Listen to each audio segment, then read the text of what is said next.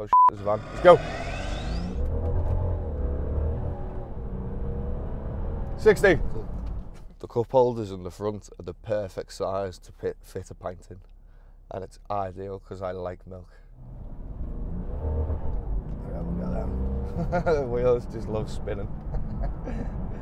She has done something to the car to make me drive it slower. I'm on to you, Mum.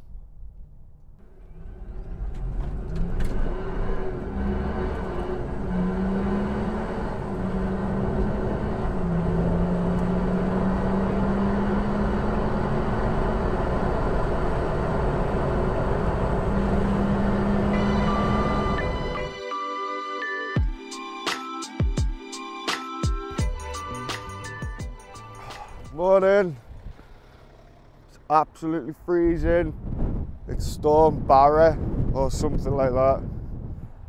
Oh, I picked the wrong day. I'm just out with my BMW 6 Series.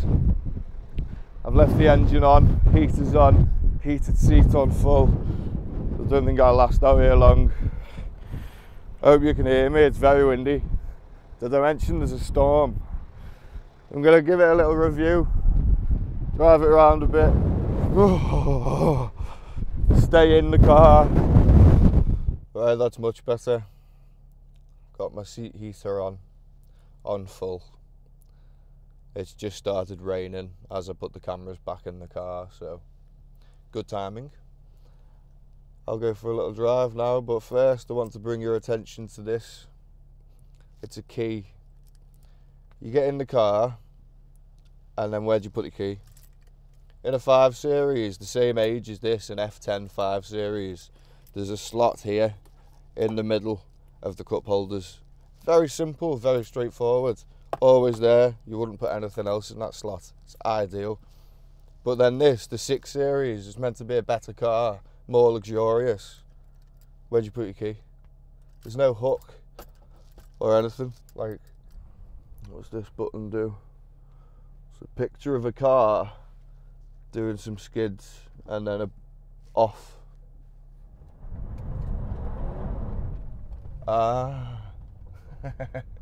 It's a 8-speed automatic as well, and the gearbox is superb. And I've had the gearbox upgrade, remap, I don't know. The gearbox has been plugged into a laptop and has been improved. Hello tractor, how's it going? Farmer Ted. Right, I am on an extremely quiet country road, so I shall do a quick 0 to 60 test for you.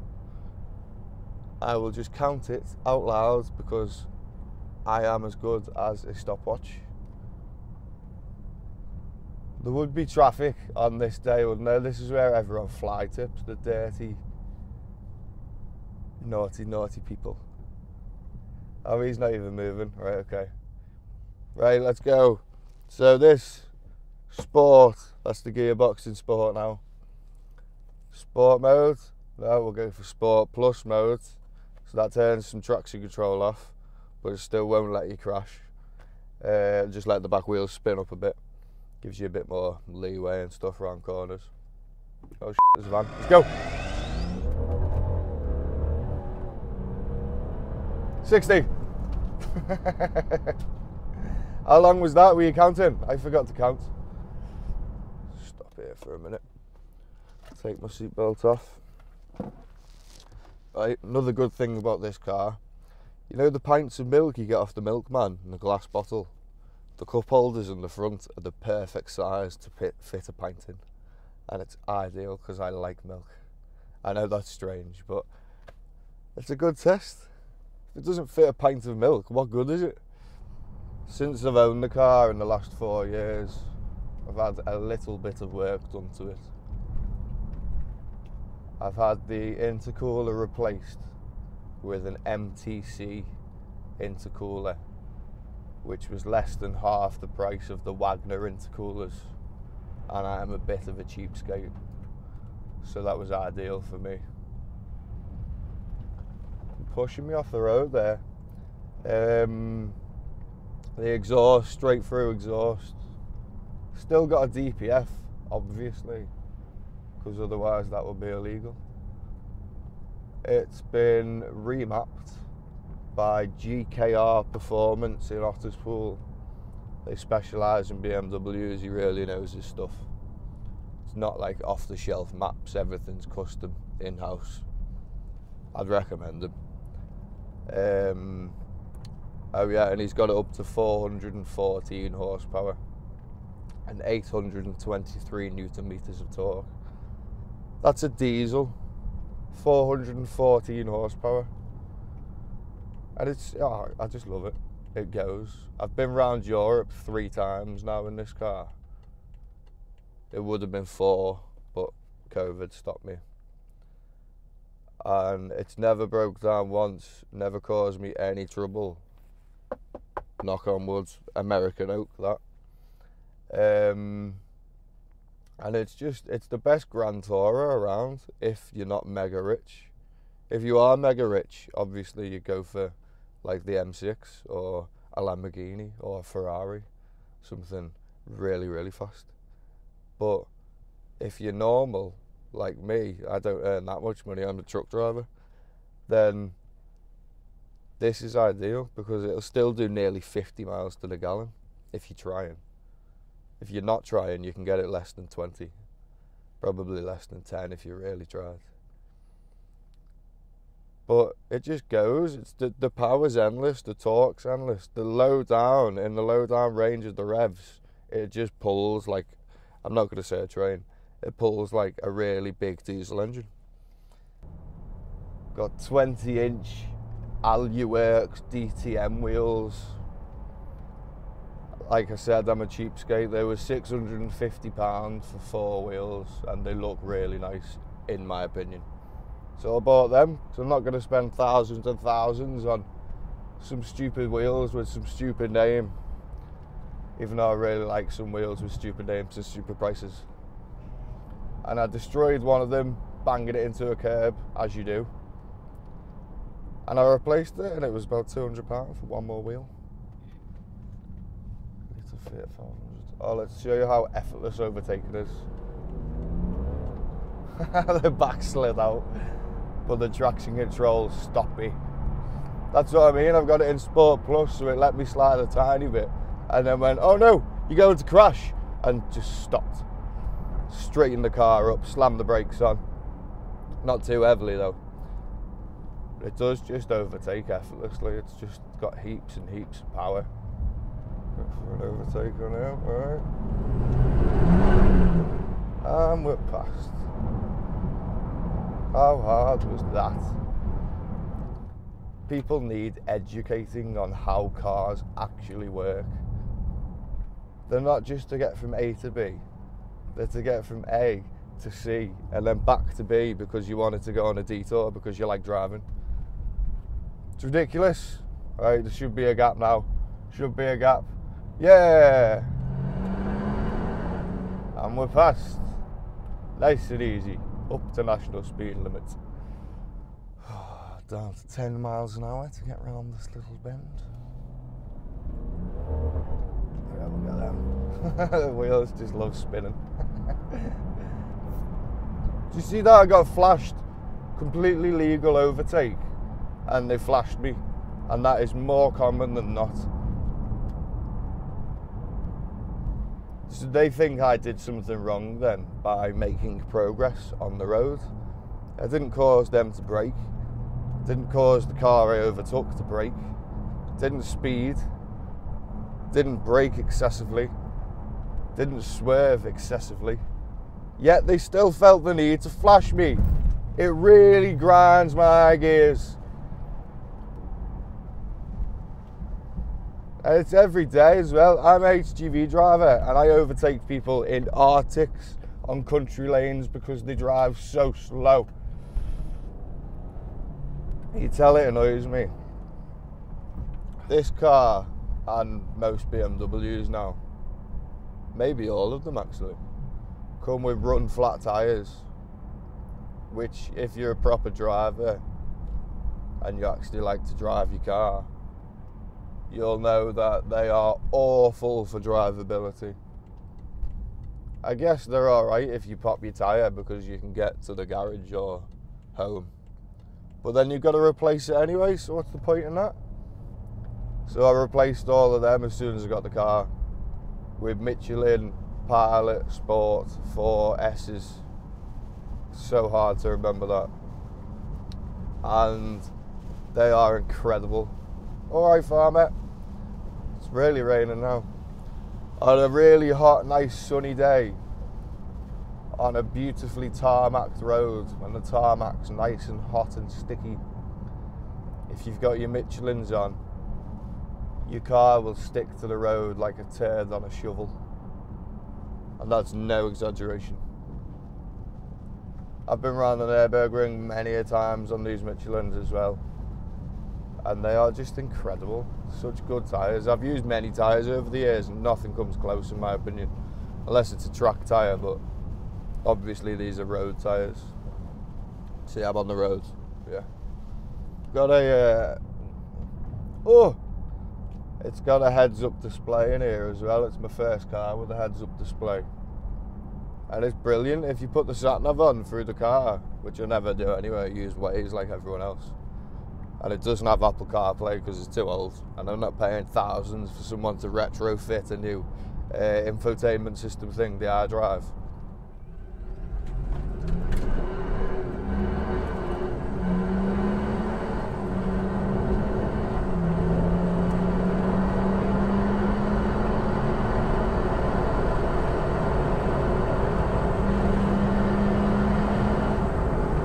This car is available in xDrive in Europe with the 4-wheel drive system, but here it's not.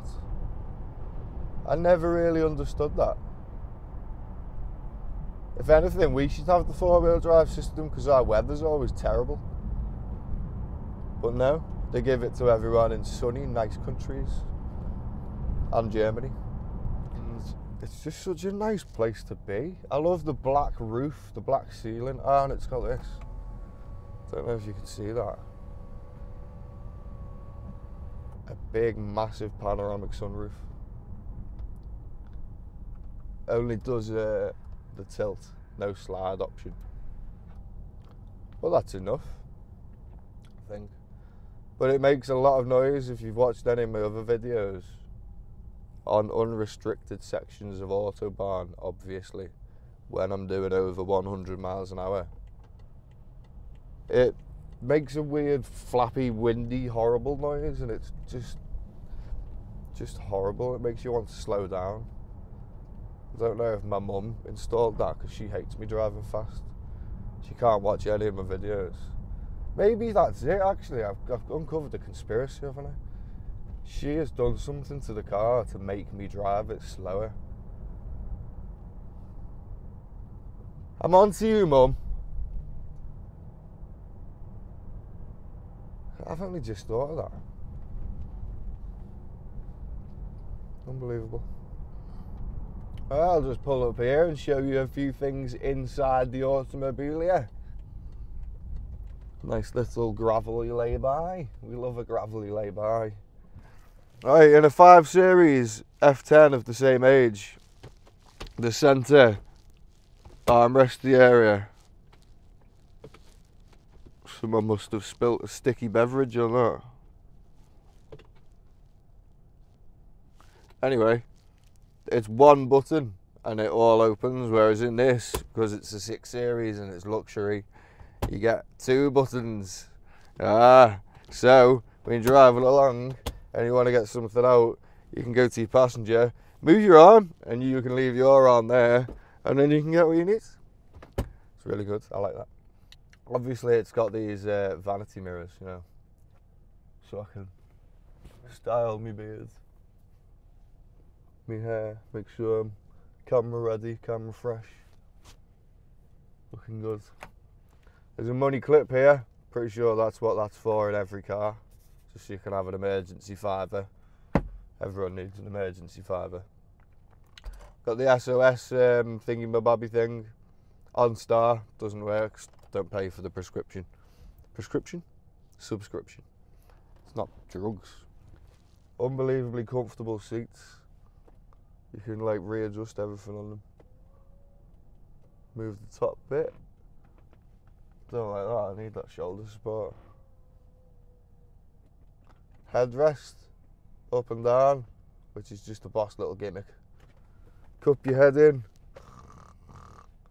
It's nice, so you don't like just head on there when you're trying to sleep, you know what I mean? Got this thing that shoots out here, and then design fault. Don't know if you can see that, the leather unclips because it stretches it so far, so that's good. Means if you got anything illegal and the police pull you over, you can just stick it in there. That was a joke. If there's any police watching, they're gonna know where things are now. Ha!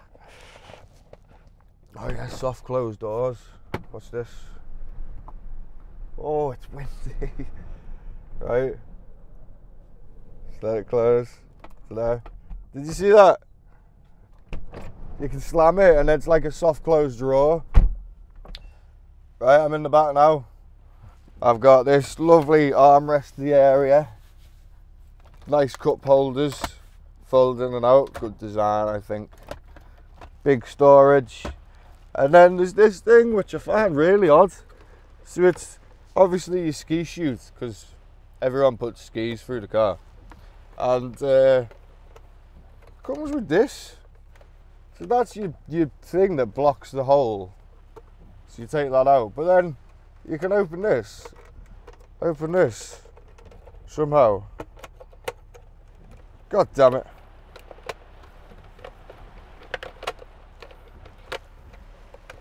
How the hell's it? There you go. Look at that. Why? This is storage. It's proper strange. Like, do you put stuff in it and then, like, put that in your backpack and take it with you? I don't really understand why. But I like it. I don't think I've ever put anything in it though. Oh look, nice and tidy. Got lots of space, got the whole thing, and the centre armrest comes right the way back, and you've got your heated controls and all that. I don't have rear heated seats though, just wasn't there when I bought the car. I wasn't going to go out and find one. I think it's the only option missing, so I'm happy with that. I never sit in the back anyway. If I do, I'm lying down with my feet out the window. Let's put these back. Oh, show how the cup holders work. Everyone wants to know that. Got ashtrays in the back, one in each door, so if you've got rear passengers that like to smoke, it's very convenient for them. There's also a nice ashtray in the front with your light thing in there as well. You know the thing, the old fashioned where you press the button and it heats up and then you burn yourself with it. Oh. I don't know if you can see that now, but it's like that kind of sticks out of it, so you like kind of, you know, try to like drop in and like that, you know, so it is what it is, I suppose. But it's still better than the coupe because of the brake light. The brake light on the coupe is right in the middle of the boot lid. Looks so out of place. Bit like a Land Rover Discovery 5's rear number plate. It's just in the wrong place. This is the same. Not this, the coupe. The Grand Coupe, the light is across here, along the top of the window, right the way along, whereas the coupe is only short. On this, it's right the way. And it just looks superb. It's one of the best features of the car. I don't know why they didn't put it on the coupe. I guess because of the convertible version. They couldn't, but that's lazy designing. Come on BMW, you can do better. I've got extended leather everywhere in here really. Comes all the way up the doors. It's full of luxury. It oozes luxury. It's all up here, all here. Good leather dashboard, leather up here, leather up, no it's not really up there. But everywhere's leather. It's really nice. I love the dash. I love how it goes up and the stitching. It's got lovely white stitching. Obviously you can get the interior different colours, but this is the best. Black's always the best. If you say otherwise, you're just strange. I know a lot of people like the red interiors. Maybe on a certain car I could live with it, but a day to day, I just couldn't. I couldn't look at it. Or cream. Cream's even worse. It'd be black if it was cream in my car, because I'm always filthy. But in here it's all black, so I can be filthy and it stays black. Oh yeah, it's got this 360 view. Oh. One of the cameras sometimes doesn't work, and today it's not working. I won't use that, but that's the side cameras. There's one on each corner on the front, because the bonnet's so long. It's such a long car, it's over 5 meters. So if you're at a junction and you're trying to pull out and it's an awkward junction, like, I don't know, 70% of them are in this country, then you put your cameras on, and the idea is you look on your screen and you can see past the bush or whatever's blocking your view. But the left one, just, that's the warning noise failure, so side view failure. Sometimes it works, sometimes it doesn't. If I drive over a big bump, it'll probably work. But it's got the other thing, the 360 view. That's on now, could you see it on this one? Probably see that, can't you? So it's got a camera, well, it's got cameras on each side in the wing mirrors. See that? Look at that. Clever, isn't it? One in the back in the boot lid, which is in the BMW badge, which pops out, which I absolutely love. And everyone always says, oh, your boot's open? No, it's the camera. And that sticks out, and then you can see all around the car. So in total, the car has 5 cameras, which is a bit unnecessary, especially when one of them doesn't work. And I never really use any of the 5 of them. But the parking sensors, that's what we all use, isn't it? Everyone loves a parking sensor. I think we'll get back on the road, do some more road testing. Another thing I wanted to mention about this car is the boot space. Now the boot is absolutely huge. I think on paper it's 460 litres. Don't quote me on that. But the entrance to it, like the boot opening itself, it's big enough for a bag of golf clubs or something, but not much else. My friend drives a 5 Series F10, same age as this, and he's also a hockey player, and he's the goalie, and he has a huge bag for his hockey kit, and it'll go straight into his 5 Series boot, no problem whatsoever, straight in. But when he borrows this car, has to go in the back seat. It'll fit in the boot, but it won't fit into the boot, so he has to put it in the back. I find that very peculiar, but like I say, I doubt many people that buy this are going to play hockey. It's more golf, isn't it? So you golfers are alright, because I'm sure there's lots of old golf posh people watching this right now. This is one of them junctions I was on about where you could do with cameras. No way. Oh, and the car's quite low as well, so you can't really see over stuff. This is one bad junction, this. I used to come this way home from work every day as well. When it comes down to drivability of this thing, it's one of the best cars in the world. It's so comfortable and fast, and getting up to speed is effortless. Have a little go of the flappy paddles, put it into sport mode there, drop it down into third, down into second, wheels span 60. Doesn't take long, does it? If only we had higher speed limits. I don't think I'll ever take this back to Germany either, so I probably won't ever go as fast as I have been in this.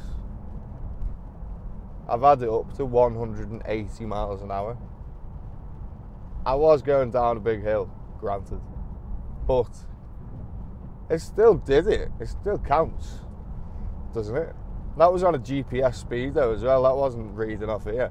The speedo on here, even the digital one on the heads-up display, gets up to 161 miles an hour and then doesn't read any higher. And it does the same in my mate's 5 Series. And I can't make sense of that. The car's limited to 155. The analog speedo goes up to 160 and then has a little bit of space after, so it could be linked to that.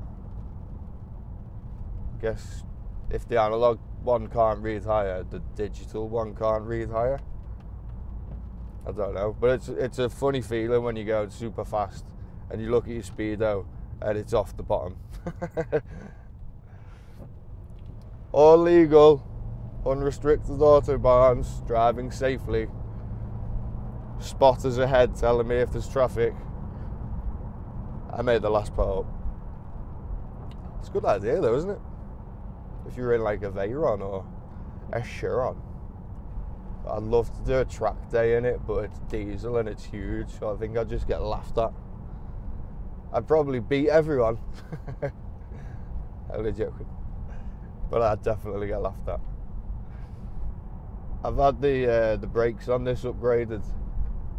I've got Zimmermann 2-piece discs rotors and yellow stuff racing pads, which I heard lots of bad things about and lots of good things about, and I have nothing bad to say about them. They're amazing. It was the first time on the Nürburgring with the yellow stuff pads, and it was superb.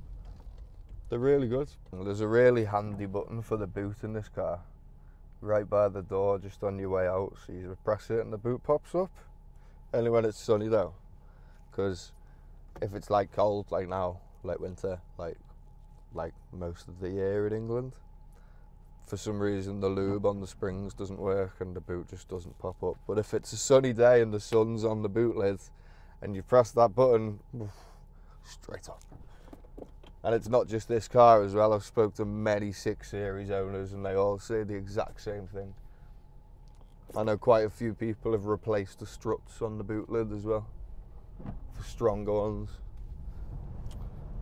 So to put it into perspective, this car, after a bit of work done to it, it's got over 400 horsepower. It'll easily go over 170 miles an hour. It's got over 800 Newton meters of torque.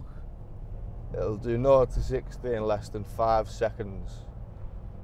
You can buy one for 15 grand. For like an alright one. You can get a really good one for 25 to 30.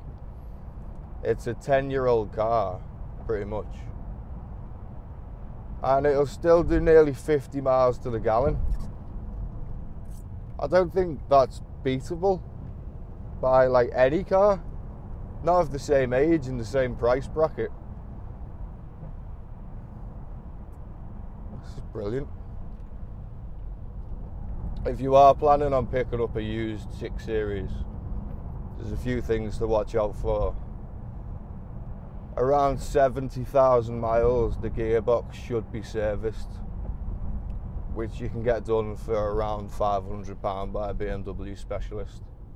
BMW themselves actually tell you it doesn't need servicing, but the people who make the gearbox, I think they're called ZF, something like that, they say it needs servicing. So who do you think you should listen to? The people who make the gearbox or the people who put it in the car? So I got mine serviced, and that's something I think everyone should do really. Another thing, there's a yellow grommet where the steering rack is on the passenger side. If it was left-hand drive, the steering rack would be over there.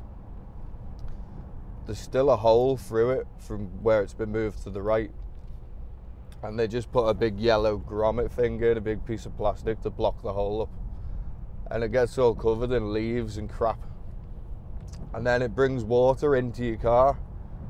And it's really common. I've seen many pictures and videos of people literally with like a little bucket scooping water out of the back footwells, and it's really common and it's really simple to fix. You just have to clean it up, and you can buy the yellow grommets for like £5, maybe even less, and it's just a DIY job. You can do it at home. So if you're going to buy a used one, check that's been done before you buy it, and ask about the gearbox. other than that, they're really good. A few of them have been known to go, the engines blow up around 100,000 miles, but not that many compared to how many are on the road. And you could probably say that about any car. I've got the old steering wheel in this. This is a 2013 model. And if I'd have got one 1 year newer, I would have got the updated BMW steering wheel, which in my opinion is much nicer. It's thinner. The whole middle section is a lot smaller and tidier, and it just feels nicer in your hands, I think. But I ended up with this one and I still love it. And you can get the steering wheels replaced quite easily nowadays. There's a company, or quite a few around, where you can take your wheel off and send it to them, and they'll send you it back all reupholstered. You can get it all Alcantara and get a coloured stripe on it in case you want to go drifting. And I think that's only about 200, maybe £300. And I think they do a thing as well. If you leave them a deposit, you can get a new wheel sent to you, and then you just promise to send yours back once you get the new one, so you don't have to go without a steering wheel. Because if you didn't have your steering wheel, you shouldn't really drive. Like, it's probably not wise. Right, here's a little road I like to test my cars on. National speed limit, few bends, bit of straights, lots of puddles in this sort of weather. So it's ideal. Right, here we go, coming out of the 30 and international speed limit. Let's see how long it takes. You're in 30 miles an hour. National speed limit. Oh, that's 60, that's 60. Doesn't take long. You can also get digital dials on the newer ones of these, the whole dial system. I was going to say cockpit, but that would be everything, wouldn't it? The whole dial system. That's what I'm going to go with. Makes sense. It is all digital and it looks so cool. But I got an older one. Couldn't afford a newer one. So I don't have the digital dials or the new steering wheel. Right, let's go. Does really pick up speed. There's a big puddle I want to avoid. See how nice the corner is? That's 50 around the corner there. In the wet. Watch out for these big massive puddles, haven't I? Some right stonkers. It's just such a comfortable car to drive fast.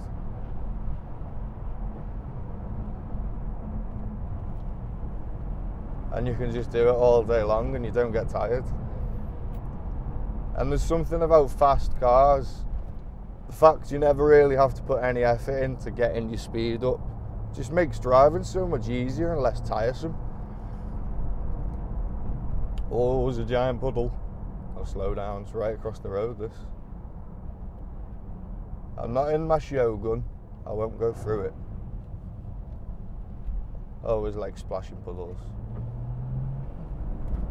And 60. I'll tell you what, to prove how economical this car is, with all its tuning and upgrades, I still managed to get from Liverpool to Amsterdam on one single tank of diesel. I'm more proud of that than you'll ever know.